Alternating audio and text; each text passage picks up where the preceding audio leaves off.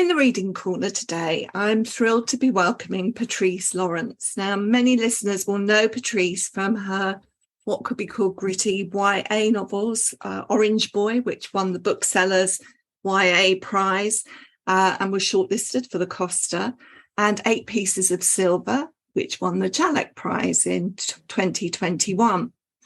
But today we're going to be talking about a book that's very different to that. It's a middle grade, I would say, historical fantasy adventure with a compelling mystery at its heart.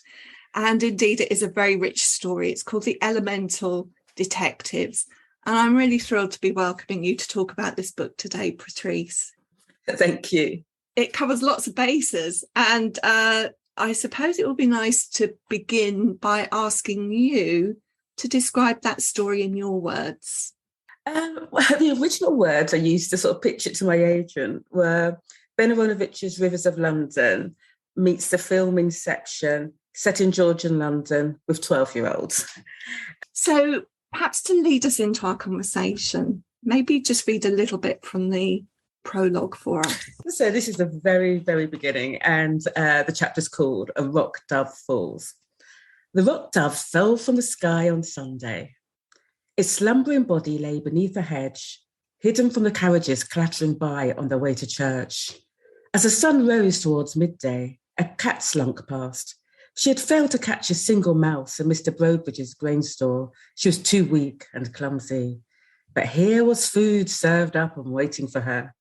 She nudged the plump bird with her paw. Its heart was beating. It was alive and fresh, even more tasty. The cat batted it again. It rocked sideways, but didn't wake. Enough. She needed to eat now. She bent towards a bird and something was oozing from it. Something she couldn't see until it was inside her head. It was a yellow mist as thick as butter.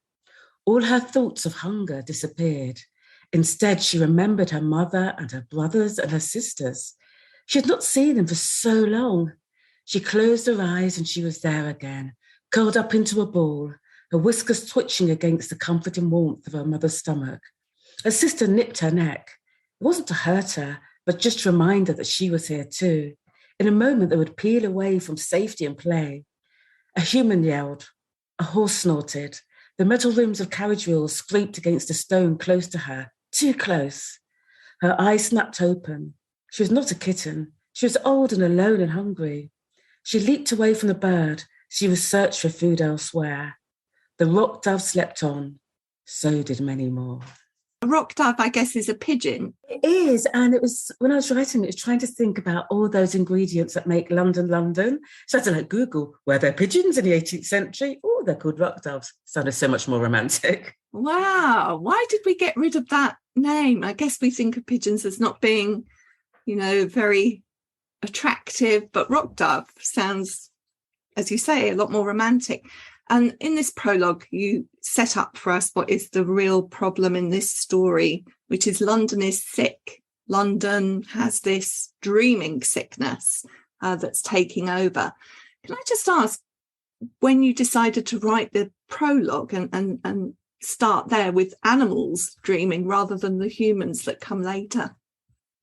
I think it took many drafts to write the book. And I think, as you said at the beginning, because it crossed so many genres, sort of adventure, detective, fantasy, historical, why make things easy?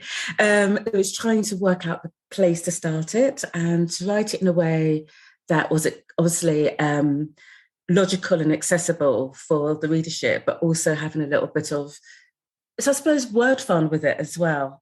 And I was trying to also think about all those things, as I was saying, that were very, very London, and what's more London than a pigeon. So there have been other beginnings. That's about the fourth or fifth beginning that I started.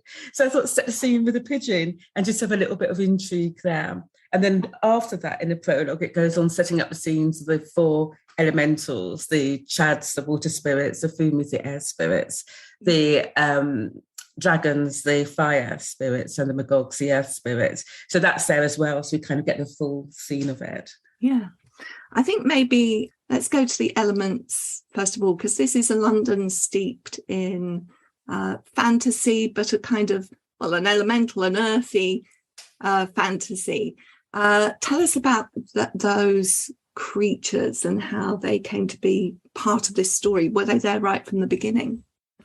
I think I was very inspired by Benowanovich's Rivers of London, and if anybody hasn't read it, it's sort of a book, very contemporary. It's basically a police procedural set in London, but it has got this magical element. And Mother Thames, used to be a Nigerian nurse, and all these sort of river spirits are actually either Nigerian party girls or sort of like fixers in Parliament. And I just love that idea of London. So that was kind of my starting base with the Chads, the river spirits, who can change, sort of shape shifting, but they take their shape depending on where they are. So there's a rather fierce boar who's like the spirit of the Fleet Ditch, because historically a boar had been found rather well fed in Fleet Ditch. And then the sort of Westbourne Tyburn River, who's a mix of like a nun because he used to be a convent, and a ballad singer because of like the Tyburn gallows. And so again, that was because I'm very nerdy as well. It meant I looked at a lot of history, so that was great fun to play with. And one of the main characters, Marissy, her grandmother is the keeper of London's wells, so she's got to keep all these sort of river spirits happy as there's more muck and dirt being thrown into London's rivers with industrialisation. And you've got the Fumis, the air spirits, and again, they are not happy. They've got all this sort of, the breweries and the tanneries and the tallow makers, like pumping all that smoke into the air. So they kind of hang around the belfries, and their first language is weather vane as well. So they tend to speak human English with a bit of a screech to it. The dragons, and it's trying to think of something different with dragons as well. So I actually Googled what animals can withstand extremes of temperature, and up popped these sort of tardigrades, which are kind of like minute, strange looking creatures. So I thought, what if they were really the dragons, but they can shape and reform and become a dragon? So again, that was great fun. And because dragons like wealth, they hang out in the city of London, and they're great mates with all the guild masters because it's all about money generation. And there's one living in a cellar of the Lord Mayor of London's mansion, because why not? And finally, Magogs are kind of earthbound, and nobody's quite sure who they are. So the rumour is that they're just two giants are sleeping on a bed of the Thames River, but they've got eyes all over London, so the statues look out for them. And in the second book, there's shard beasts who are like made of glass, and they're like the henchmen of these sort of the Magogs. So they're watching and waiting, and by the fourth book, they will have their moments. I could see the naming. I mean, I love the naming of Gog and Magog. You've got the Magog Hills, and obviously their story stretches way back into biblical times. And I could get the Fumi and where that was coming from. I was interested in Chads and where the naming of the Chads came from for the water spirits. There was a St. Chad, I think, and he was one of the sort of patron saints of water or wells or something like that. So they celebrate St. Chad's Day. There was actually St. Chad's Well over by King's Cross as well. So you can still sort of see the street name there as well. So I wanted something not too obvious, but it also gave like, the well keeper, they would celebrate stuff on St. Chad's Day as well to sort of celebrate the wells. Yeah, of course. So keeping London healthy is partly about keeping these spirits in balance, and they're not in balance at the moment. And there are going to be a couple of solids, human characters that are going to go on this fantasy mystery quest to help to re-establish or rebalance things. Maybe we ought to start with Marissy, first of all, Blackwell, and her grandmother. Now, I believe that's also based on a historical character, because in London, was there not a place called St. Mary's or Black Mary's Well? It was actually, Black Mary's Well or Black Mary's Hole. And actually, again, it's one of those things I found by accident when I was like hanging out with Catherine Johnson, another writer, and she showed me this A to Z of George in London. And because I'm obviously pure geek, I said, I wonder what's still there and what's there. And there's like a place called Black Mary's Hole. And I thought, I wonder who Black Mary was. Nobody quite knows, but there is one of the rumour that there was a Black woman called Mary who actually was a well keeper. So I thought, oh yeah. And that was actually my starting place with her, because it was like a gift, really. And so, she looked after the well. And I thought, but what if she looked after all of London wells? And also, again, as something for me, again, quite powerful about, which Catherine Johnson has been so fantastic at, about putting people of colour back into London's history, because we're most definitely there, and sometimes given us more agency than quite often we have in stories. So I thought, yes, Madam Mary Blackwell is a person who has to keep all these spirits and petition to them to the Lord Mayor of London, and so she's got quite a good, strong role in this. She disappears fairly early on in the story, and so her granddaughter is the one that is left to find out what's going on.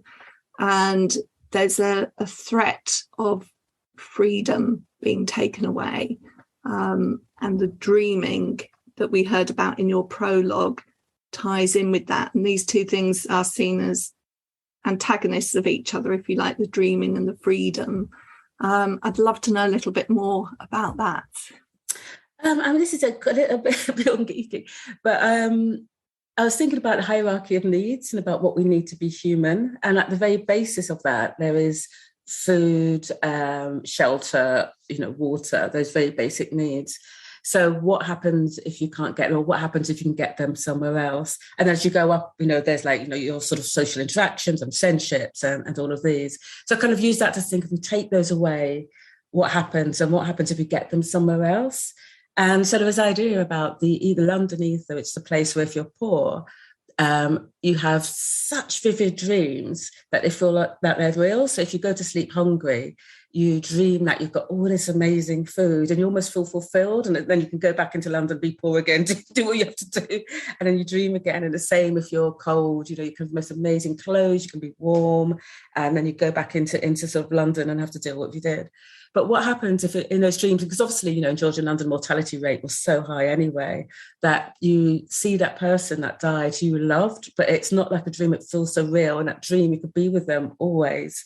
Would you take that choice? And that's what these sort of, I suppose, the antagonist, the villain, the shepherdess is playing on. Actually, why be poor and hungry and, and cold and lonely in this world where you could have everything you need in dreams? Let's go to the other character in the story, which is Robert Strong. Now, Robert, we know that his background has been one of being sold into slavery. And what's really interesting in his story is that we get glimpses of that previous life in Barbados, but also echoes of, his African heritage. For instance, when they visit the water spirits, it's Mami Wata from the West African tradition that he remembers. So he's a really, really interesting character. Again, if you tell us a little bit about him from your perspective. I suppose in a sense he was my starting point, because quite a few years ago I was commissioned to write and deliver a Black History Walk for East London, sort of Shoreditch, Haggerston in Hackney.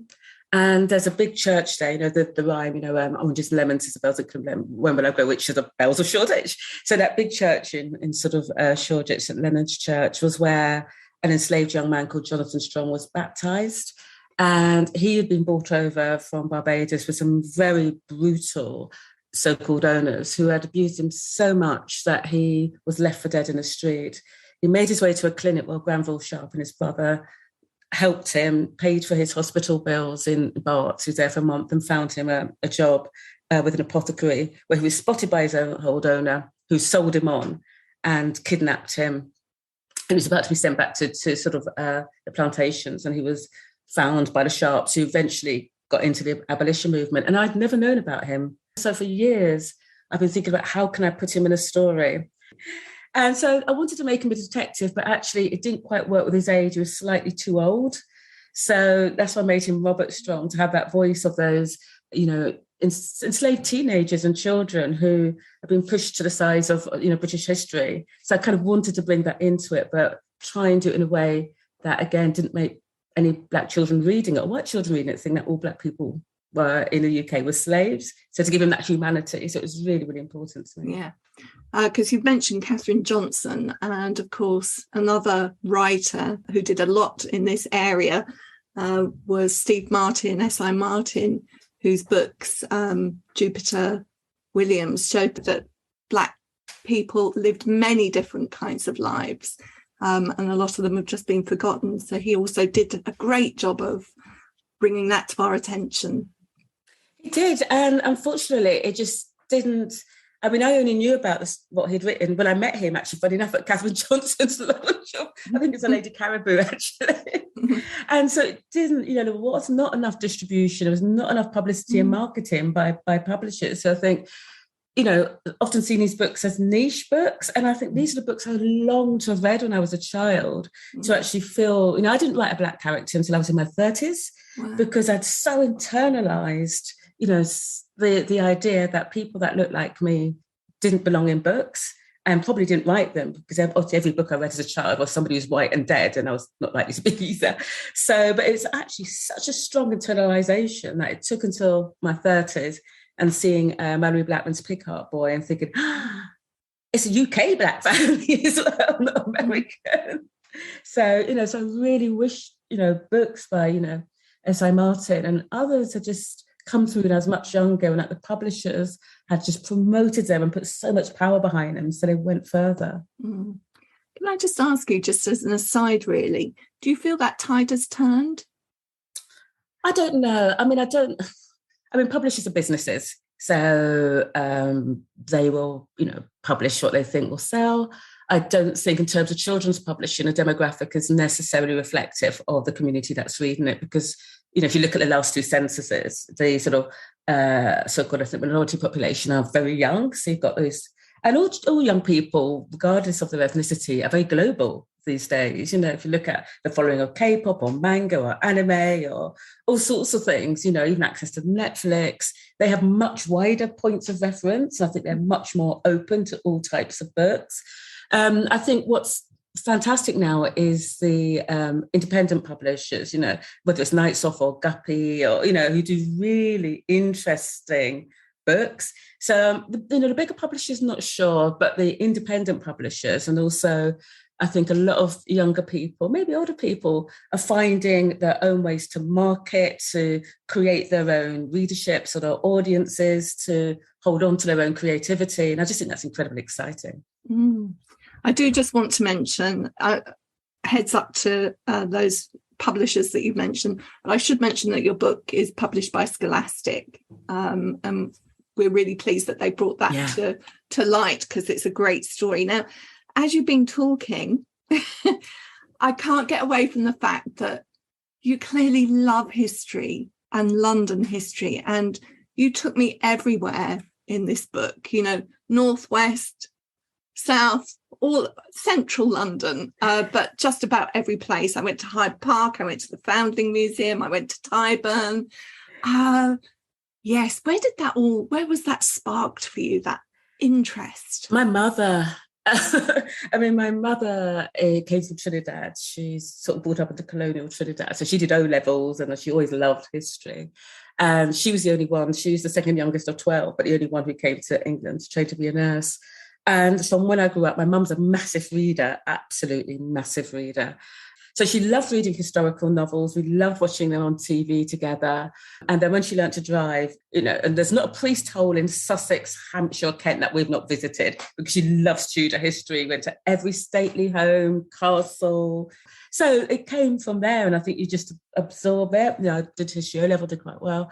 And for me, history, it's a strange thing, because growing up, there was never Black people in history, unless there was a mention of slavery, but then it was all William Wilberforce or solved it. So for me, history is actually more stories. And then when I moved to London in my mid to late 20s, I found London quite difficult, as I came from Sussex. And so I used to spend a lot of time on buses trying to connect it. And I was in Blackheath, near Deptford and Greenwich, and all that history that's around there as well.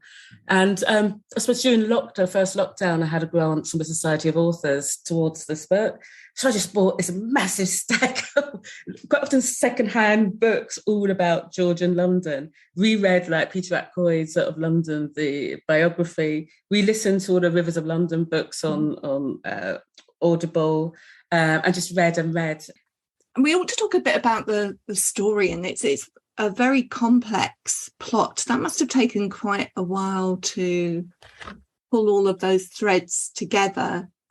Yes, I think, the final version is about the 13th or 14th version. So Lauren Fortune is this editor commissioned it, and she was so fantastic because she kind of nudged me but entrusted me to do it. But we had quite a few different nudges. So the structural edit, which is kind of the first edit you get, we are trying to get the story straight. We did quite a few of those because I think we did things in layers. So original the version, Marissy and Robert already knew each other, but it suggested it actually be good to build a relationship from the beginning. So we had to rewrite thinking about how that happened. And then to make it more of a detective story. So they went from clue to clue to clue. So that took a while, but once you got that, it kind of made it quite coherent. But instead of trying to add, I suppose, a bit of fun and a bit of originality to each time you found a clue. Mm-hmm. So also sometimes Lauren said at the beginning, a bit sedate, Patrice. I thought, right, the game is on. So, put the plague monster, in the Serpentine in Hyde Park. So there's a bit of a discussion about whether it's too scary or not. You need to meet more 10-year-olds. Yeah, there are some dark and very exciting points, but they need to be to keep the readers turning. I mean, for me, one of the things is when they're in the well and the waters are rising. I mean, I think because I have panics about that kind of thing. Me too. Me too. Yeah, me too. I mean, I can't really swim. I thought of, going into and even to a pool, I'm not being able to touch it just fills me with absolute panic, so, draw my own panic for that, I think. So, yeah, it just took a while. So it's basically finding clues to why London is under the sleep, but also the character, the shepherdess, who she is. So she's a character who is created asleep and she's angry and finding out why. And I kind of, I suppose, in a sense, Georgian London obviously was this place where there was a lot of really profound poverty where people were sort of executed just for stealing something to allow them to stay alive, a silver spoon or something like that. And I kind of didn't want to not, mention that. It wasn't a fantasy world, it was harshness as well. Mm-hmm. And I suppose I'm also interested in the sort of complexities of villains. And I know you could go, full-on villain and whatever, but I find it quite boring. And I think it's something about why do people do what they do, even if they're a fantasy character. So I just a lot of think about, what is it that makes people do bad things? And a lot of it is because you care for somebody else who's been hurt. And so I kind of went back to that to think about that. And I guess another thing that perhaps might have cropped up in the editing process is there was so much here. You didn't have to get it all in because you have got some more books coming. So you can presumably include some of this in further stories. Yes, and also the thing is, it's a balance, isn't it? You don't want to be a cheat where people read it all. It's like, you have to see the next book next year. It's like, oh, I hate that. It's like a big difference between, I don't know, the Infinity Stones and Endgames. Like, we had to wait for the second half so long, But yes, I think obviously it's a first book. There's a lot of world building in there as well, relationship building and all of those things. So it kind of has to do so much work. And I think with the next book's hope, that's already there and you can sort of hit the ground running a little bit more to know who everybody is and what the relationship, but also try and create a standalone story. Can I just ask you, because it's such a departure from your previous novels that we know so well. And of course, no writer should be pigeonholed into writing just one kind of thing. But has there been anything that has come out from this experience of writing this book for this age group that has been different for you and that you've learned from as a writer? I think the most thing is trying to get the tone right. With the YAs, I tend to do very close first person or very close third person. So you're very much in the head of the characters, whereas as a middle grade, you can pan out a bit to that description. It was actually quite liberating. And I think it was that balance between, how gory can I go? Because the age group is like 9 to 12, it's such a massive gap, isn't it, between being 9 and 12? So I was kind of thinking about the 10 to 13-year-olds, and I did some school events in June, and I was kind of talking about it sort of on some year 7s and 8s, like, oh my gosh, yeah, keep the plague monster, keep the guys. So I suppose it's just a 9-year-old. So I kind of went to the slightly, I think, and also I suppose the other thing is when you're that young, is if you read something you don't like, you just flick over the page. Absolutely. It feels safer than some things, doesn't it? So. Yeah, definitely. There's quite a bit in Elemental Detectives about memory. At one point, Robert says that I think it was his mother who told him not to forget people from his past. And that leads us on to thinking a little bit about a new book, I think, that you've coming out with Magic Cat, because that's all about recalling heritage. And I'd love to know a little bit more about that story. Yes, it's a picture book called Our Story Starts in Africa. And it was one of those challenges where the editor who asked me to do it, Emma Roberts, was the editor who acquired my first 3 YAs. Got her to thank for my writing career. And she's sort of working freelance and working for Magic Cat, and said, they might like to write a book. You'd write a book about the history of Africa in, about 800 words to 4 to 6 year olds. The mission is yours if you choose. Like, yeah. And because Emma's a nerd like me as well, it's like actually an opportunity to read and read and read, and a chance to challenge the perception of what Africa is. So, people just see Africa as this place as opposed to a continent of many, many, many different countries. And I used to work years ago looking at equality in early years and their policy. And, we know there's utter research that shows that young children develop their biases and prejudice at a very early age, because you just absorb what's in the world around you. So the way to change that is to get in when they're young. So it's a book that's set in Trinidad, because that's my background, and draws on the first time I went to Trinidad, from Sussex, very white, to Trinidad, full of all his family, thinking you really fit in. And actually, nobody could understand a word that I said, and I can understand my family's, Trinidadian accents. And it's like, oh. So that's what happens when the little girl Paloma goes. But her great auntie, her Tanti Janet, says, actually, we are all part of this family. Be proud we're all African. And she talks about the African, about the first modern humans, were in Africa, and all about the original empires and the money they had and the resources and the wealth and the frankincense and the European intervention, all age appropriate, the scramble for Africa, enslavement, but also what Africa is now, science and technology. So it's going to be published. It's the first book that I've ever had that's going to be published in the US as well by Abrams, which is fantastic. And the illustrator is Janetta Gonzalez, and poor Janetta, it was her first ever picture book. So suddenly she's got to do scenes set in Trinidad and scenes set in ancient Ethiopia. and she's done it very beautifully. Mm-hmm. Yeah.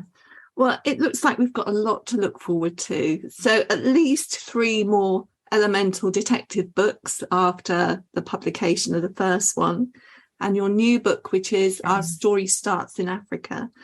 And some more YA maybe as well in the future. I'm not sure. I mean, it's mainly because my daughter did this really awful thing and grow up.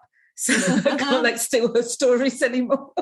I think, I might have said all I wanted to say. There's a lot I want to say, but I think you can say it in different media. So you can say it in picture books, you can say it in middle grade. And I think for me, it's been great fun exploring those different methods of saying what I want to say. Wonderful. Thank you so much for talking to me today, Patrice. I hope I can welcome you back into the Reading Corner in the future. Oh, thank you so much for inviting me. In the Reading Corner is presented by Nikki Gamble and produced by Alison Hughes. This episode is generously sponsored by Scholastic Children's Books. If you have enjoyed this podcast, please leave us a review. If you would like to find out about other events and courses, visit justimagine.co.uk. Join us again in the Reading Corner on your favourite podcast platform.